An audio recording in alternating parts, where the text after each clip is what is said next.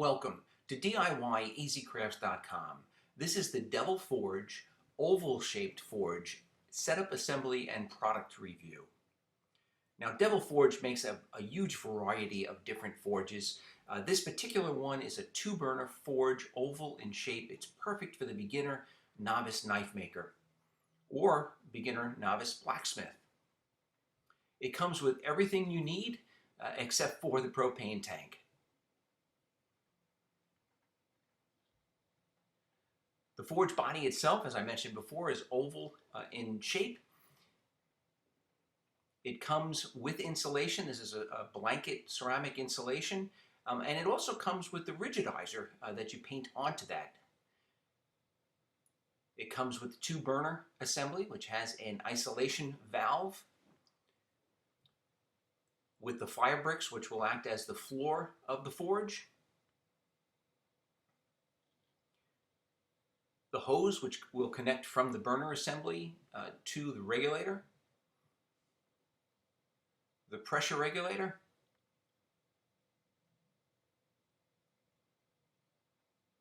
And all associated hardware for the regulator and the adapter for the propane tank. So the assembly of this forge is very easy. Really only takes a few minutes. First off, a look at the rigidizer. That actually comes in a powder. You mix it and you paint it on with a paintbrush, and you let that dry for a couple of days. Prevents fumes, toxic fumes from the insulation. The burner assembly has chokes on the top of each burner. So you open these up when the forge is in use. You really want to start with it less than 1/4 of an inch open. That's going to let air in, and you want to close those down until your flame is just a light blue. You can read the instructions. It's very simple. If you do turn off one of the burners with the isolation valve, make sure you then also close the associated choke. The assembly is very easy. You just insert it onto the 2 pipes on the top of the forge and tighten down the 3 associated bolts with each one of those pipe assemblies. The depth is preset by that crossbar. So basically you're just installing the burner assembly onto that crossbar. The next step is going to be to assemble the hose nipple onto the regulator. It's really only one way it can go together. It is a left-handed thread. You will need a wrench. I'm just using a small adjustable wrench.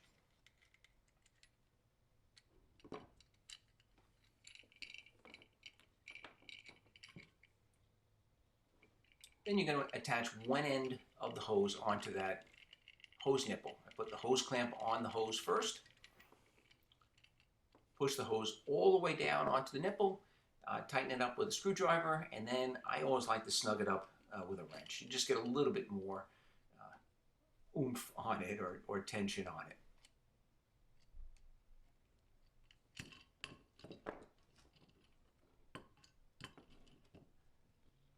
The other end of the hose gets attached to the burner assembly. And again, you're going to put the hose clamp on the hose first.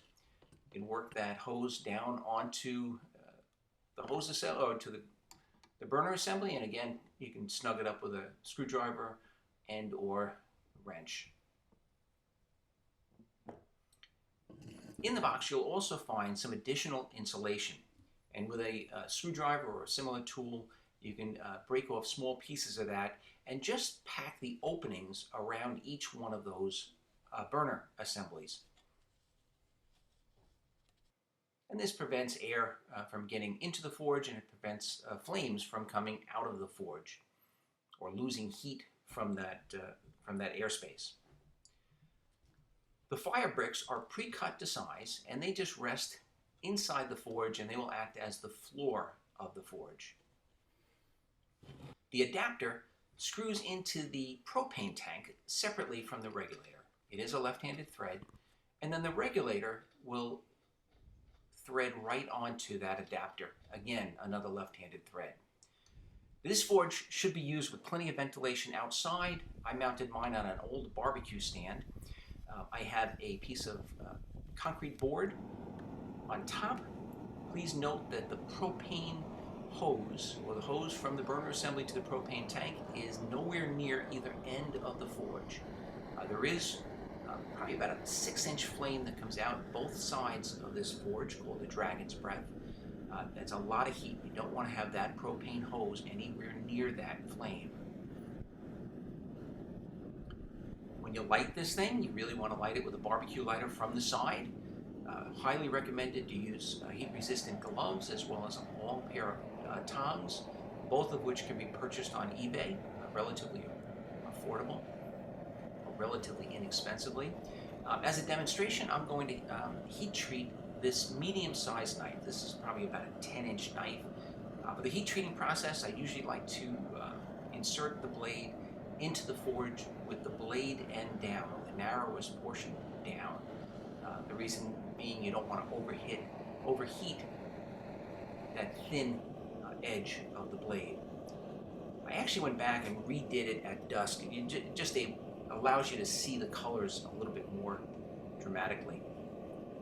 For this particular knife, again, it's a 10-inch knife, 3/16 thick, 1095 high carbon steel.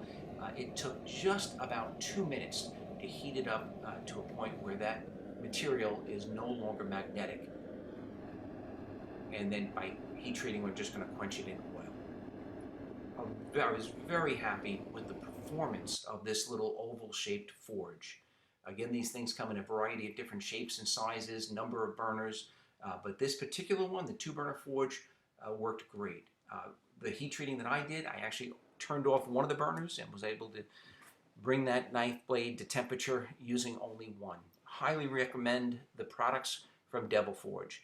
Please check us out on the web at DIYEasyCrafts.com. Be sure to check out our other how-to knife making videos and join us on Facebook group Knives and Knife Making. Thank you very much.